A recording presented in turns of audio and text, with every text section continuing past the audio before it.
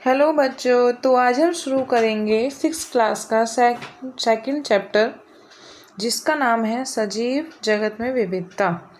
इस चैप्टर में भी हम हमेशा की तरह मेन पॉइंट्स ही नोट करेंगे और आप लोग भी अपनी अपनी नोटबुक लेके बैठ जाए ताकि आप लोग मेन इम्पोर्टेंट पॉइंट्स को नोट कर सकें। चलिए फिर शुरू करते हैं। सबसे पहले हम देखते हैं कि सबसे पहले है कि किसी विशेष क्षेत्र में पाए जाने वाले पौधों और जंतुओं की विविधता उस क्षेत्र की जैव विविधता का भाग होता है। तो सबसे पहले जैव विविधता के भाग के बारे में हमें इस चैप्टर में बताया गया है, तो आप इसको भी नोट कर लेंगे। नेक्स्ट अगर हम देखते हैं तो हम देखते हैं कि किसी क्षेत्र की जैव विविधता में प्रत्येक सदस्य की एक अलग भूमिका होती है। जैसे पेड़ कुछ पक्षियों और जंतुओं को भोजन आश्रय प्रदान करते हैं, जंतु फल खाने के लिए बीज फैलाने में सहायता करते हैं इत्यादि। क्योंकि पक्षियों और जंतुओं की भूमिका होती है जैव विविधता को अच्छे से और भी फैलाने में, जैव विविधता बनाए रखने में। और फिर इसके बाद नेक्स्ट बताया गया है कि वृक्ष के बारे में बताया गया है कि वृक्ष जो एक क्लासिफिकेशन किया गया है कि वृक्ष को किस कैटेगरी में कैसे वाले पौधे आने वाले हैं। तो वृक्ष किन्हें कहा जाता है वो हम देख लेते हैं। कुछ पौधे बहुत ऊंचे होते हैं और उनके तने मोटे, कठोर और भूरे काष्ठ की लकड़ी जैसे होते हैं। उनकी शाखाएं भूमि से दूर तने की कुछ ऊंचाई से निकलना आरंभ होती हैं।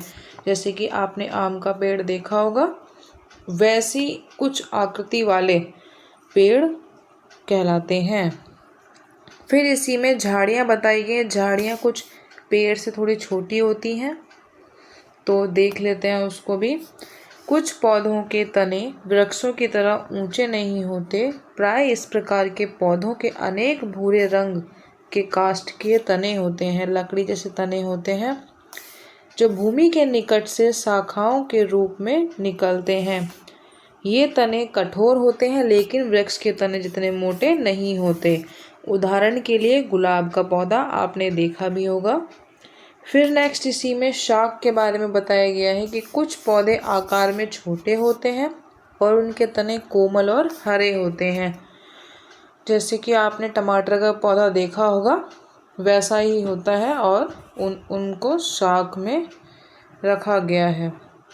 फिर इसमें बताया गया है कि आरोही लता जो क्लाइंबर्स होते हैं, तो लताएं आपने देखी होंगी, उसको भी डिफाइन किया गया है। तो उसको भी हम देख लेते हैं कि कुछ पौधों के तने दुर्बल होते हैं और उनके ऊपर चढ़ने और बढ़ने के लिए सहारे की आवश्यकता होती है।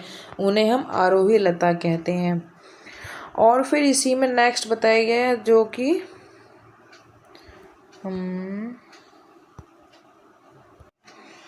आरोही लता के बाद इसमें विसर्पी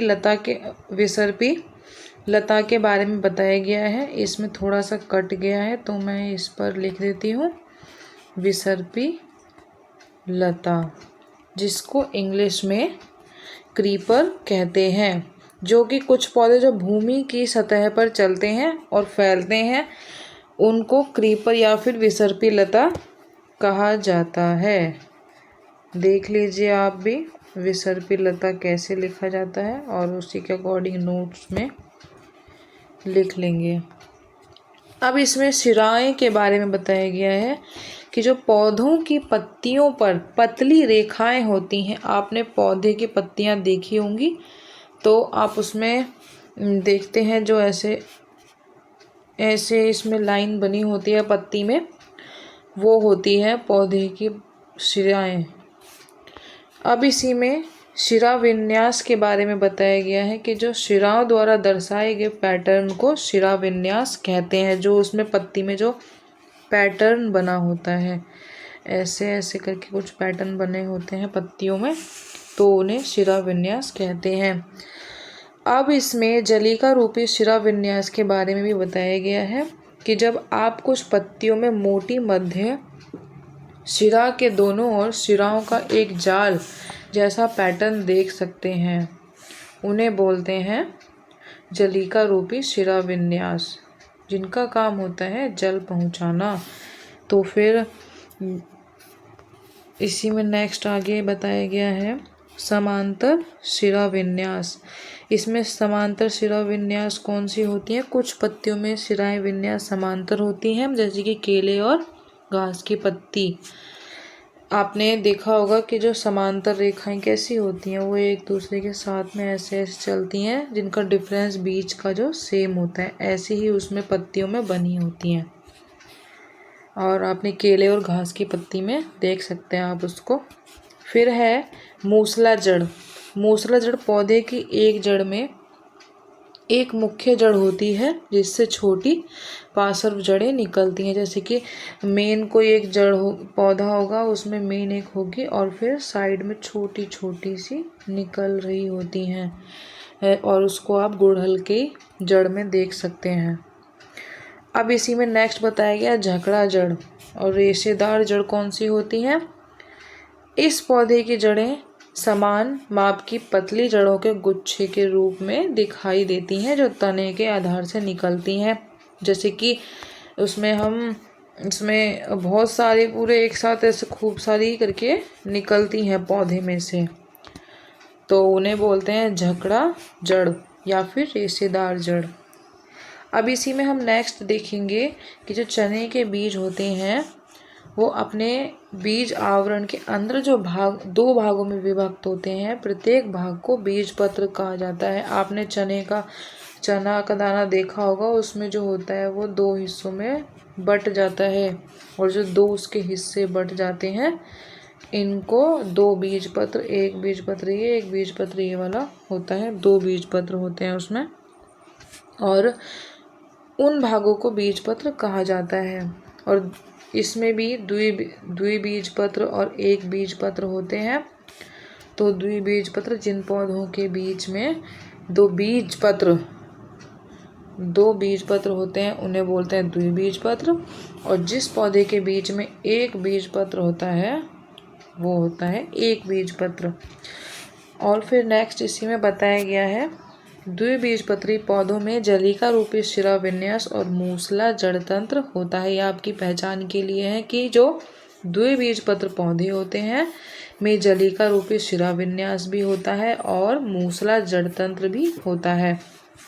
फिर नेक्स्ट इसी में एक बीजपत्री के बारे में बताया गया है कि जो एक बीजपत्री पौधे होते हैं, उनमें समांतर शिरा विन्यास और झकड़ा जड़ तंत्र होता है। जो मैंने झकड़ा जड़ तंत्र ऊपर बताया है वैसे ही होता है। अब नेक्स्ट इसी में नागफनी पौधे के बारे में बताया गया। आप लोग जो राजस्थान की तरफ रहते होंगे उनको पता होगा कि जो राजस्थान के मरुस्थल में पाया जाता है नागफनी का पौधा, और जो मोटा और मांसल होता है। और फिर नेक्स्ट इसी में देवदार के वृक्ष के बारे में बताया गया है कि देवदार का वृक्ष जो होता है हिमाचल प्रदेश में पाया जाता है, हिमालय क्षेत्र में पाया जाता है। ये शंक्वाकार होता है और इसकी शाखाएं जो लचीली होती हैं और नीचे की ओर झुकी हुई होती हैं, ताकि उससे जो बर्फ है वो नीचे को खिसक जाए।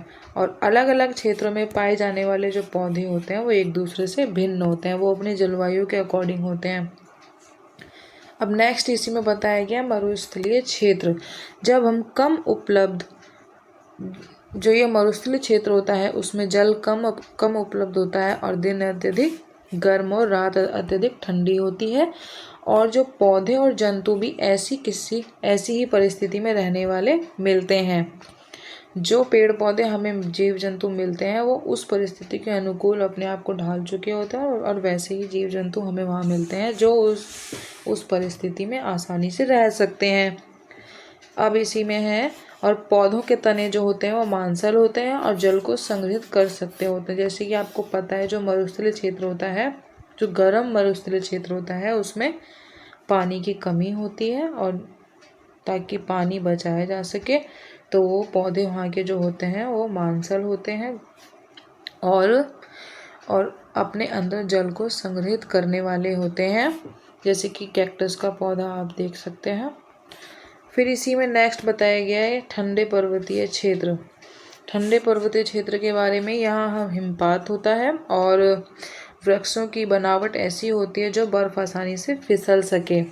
वृक्ष जो होते हैं वो शंकुआकार होते हैं और उनकी शाखाएं झुकी हुई होती हैं। वो हमने ऊपर पहले ही पढ़ चुके हैं इस चीज़ को। तो अब इसी में नेक्स्ट ऊंट के बारे में बताया गया। ऊंट तो सब जानते ही हैं, और ऊंट की जो खासियत है, ऊंट भी दो प्रकार के होते हैं। एक होता है गर्म मरुस्थल में रहने वाला और एक होता है ठंडे मरुस्थल में रहने वाला। तो जो गर्म वाले होते हैं उनके बारे में देख लेते हैं। उनके पैर लंबे होते हैं और जो चौड़े खुर होते हैं, जो आसानी से रेत में चलने लायक होते हैं और वो उसको हेल्प करते हैं चलने में रेत में। और ऊँट बता ही दिया है मैंने, ऊँट दो प्रकार के होते हैं।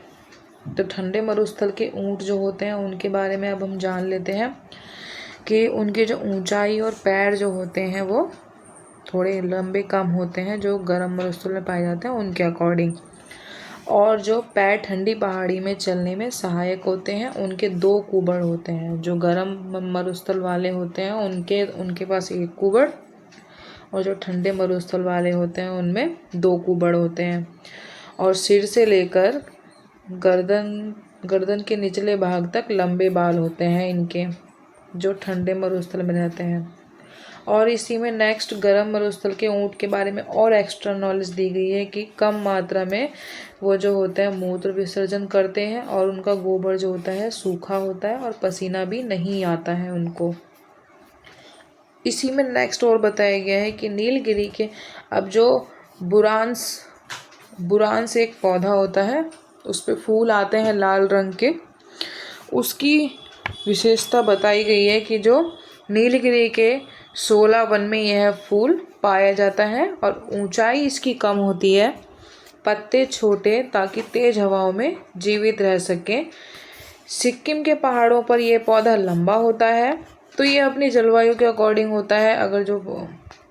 अगर जो नीलगिरी के पहाड़ों पर है, नीलगिरी के 16 वन में है, तो उसकी ऊंचाई कम होगी, और जो सिक्किम के पहाड़ों पर है उसकी ऊंचाई ज़्यादा हो जाती है।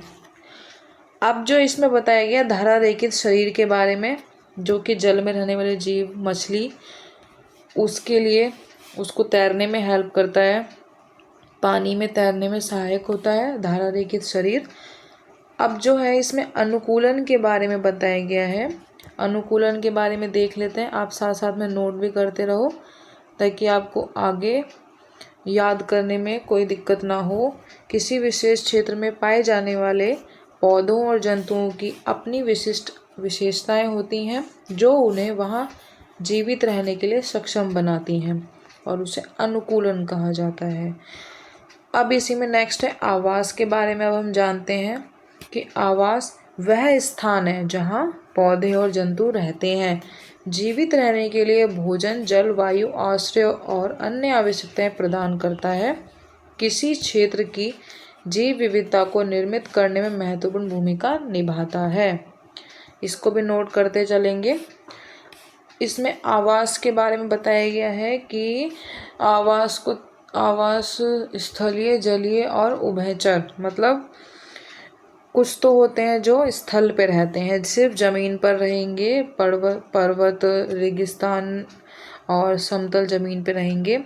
और कुछ होते हैं जीव जो जलीय आवास में रहते हैं, जल में रहते हैं। एक तो हो गया जो ज़मीन पे रहेगा, दूसरा हो गया जल में रहेगा, तीसरा हो गया जो जल और ज़मीन दोनों पे रहेगा। तो 3 में क्लासिफाई किया हुआ है आवास को। अब इसमें कुछ एक्स्ट्रा नॉलेज भी बताई गई है, जैसे कि जानकी अम्माल के बारे में बताया गया है, और इसको आप खुद पढ़ेंगे अपनी एक्स्ट्रा नॉलेज के लिए। मैं दिखा देती हूँ इसको। और फिर ऐसे ही इसमें बताया गया है साइलेंट वैली बचाओ आंदोलन के बारे में। आप इसको ध्यान से देख लेंगे और पढ़ लेंगे। इस चैप्टर में ही एक्स्ट्रा नॉलेज दी गई है। और फिर इसमें बताया गया है नेक्स्ट, इसमें है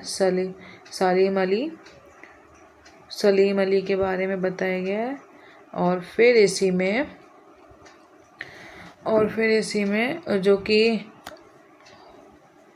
भारत में बंगाल बाघ, चीता और गोंडावन की संख्या मानवीय गतिविधियों द्वारा घटती जा रही है, उसके बारे में बताया गया है, जो कि प्रोजेक्ट टाइगर के बारे में इसमें बताया गया है।